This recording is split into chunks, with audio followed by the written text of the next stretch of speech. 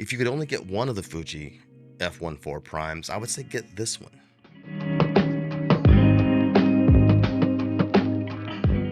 If you've watched some of my older videos, you may already know that the 18mm f1.4 from Fuji was one of my mainstays earlier in the year on my X-H2. After moving over to the Lumix S5 II as my main studio camera for maybe 2 months and hating it, we're back on Fuji, and I picked up the 23mm f1.4 RWR because my teleprompter needs 28mm or more full frame equivalent to avoid from being in the shot. So 18mm is a 27, so it was barely outside of it. So I got the 23mm, 35mm full frame equivalent, and it offered a little bit of a wider shot than the 50 I was using on the Lumix.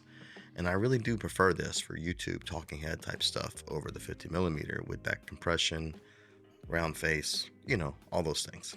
So let's go over my initial thoughts on this bad boy. And I'm filming with it today if you didn't know, so you can actually see how it films and see how the autofocus works in the latest firmware and so on and so forth. So let's go over the specs that satisfy the nerds out there like me. The XF 23mm f1.4 RLMWR, that stands for R, aperture ring, LM, linear motor, WR, water resistant. That all means, what does that all mean? Flagship specs. Flagship specs. All right, lens configuration. It's 15 elements in 10 groups. It includes 2 aspherical and 3 ED elements.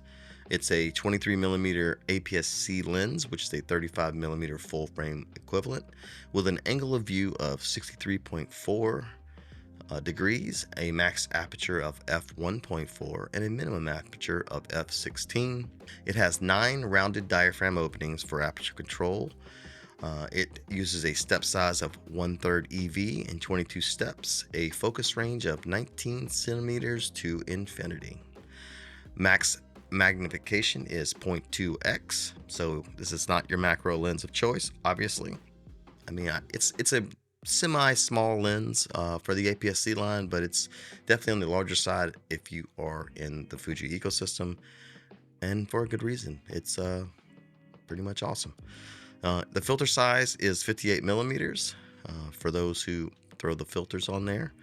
Next, we're going to move on to build quality, and like all XF Fuji lenses, it has an all-metal design.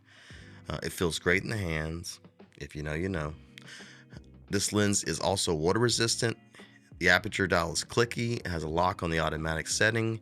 I often keep it on the automatic setting so I can use the front dial to control it, especially on the X-H2S, being a video-centric camera for me.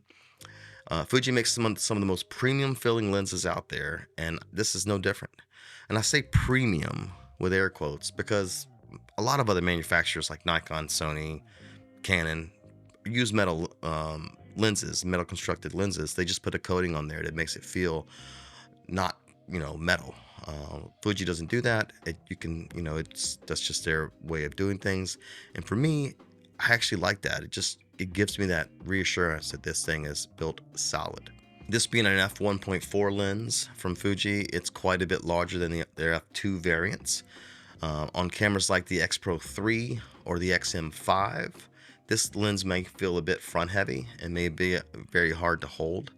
But on the X-H2, X-H2S, and even my even my XT5 here, I have not had any issues with the weight or size at all. That's what she said. All right. Now we're going to move on to autofocus. And the 23mm f1.4 has that linear motor, which means quiet, fast autofocus. I recently took it out for a portrait shoot and found the autofocus to be very reliable. I did have one time where the autofocus struggled a little bit to find the eye, but it got there. And more recently on a video, I found that I filmed for YouTube that it was hunting a little bit. And I'll try to put that back on the screen here. I don't think this is an issue with the lens, rather though, more that Fujifilm has made their autofocus algorithm a mess with all the latest firmware updates.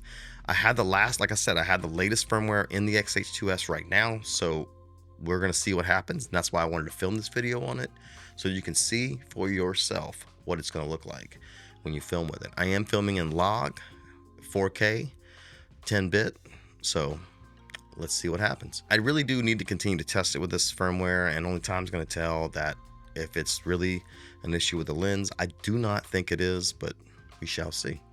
All right, so let's switch to the a different camera so you can see what the lens looks like, so I can hold it up to the camera and show you. Give me a second. Now we're on the Leica Q3.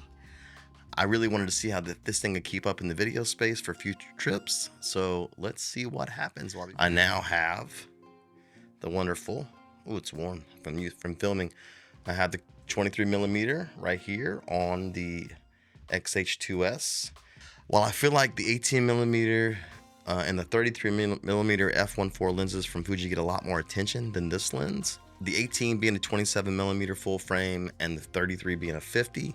When I got back in the Fuji system, I was going back and forth. After trying every brand, my cam was kind of forced to move up to this 23mm with teleprompter not allowing something smaller than 28. So that being said, I had to, and I've never used this lens because there's been a lot of hate on 35mm as a full frame field of view, and I don't know why. This lens is awesome. It has the perfect field of view where it's not too wide and not too narrow. It's perfect. It's perfect for family shoots, filming, YouTube videos, portraits. A lot of people hate on 35mm, but I find it good for quite a lot of situations. And if you could only get one of the Fuji f1.4 primes, I would say get this one. Really and truly, it's the best of both worlds. You know, I'd say take a look at the 23mm. It's eliminated the need for me. It's eliminated both the needs for the 18mm and the 33mm, because this is like the middle bear, just right. That's a Goldilocks reference.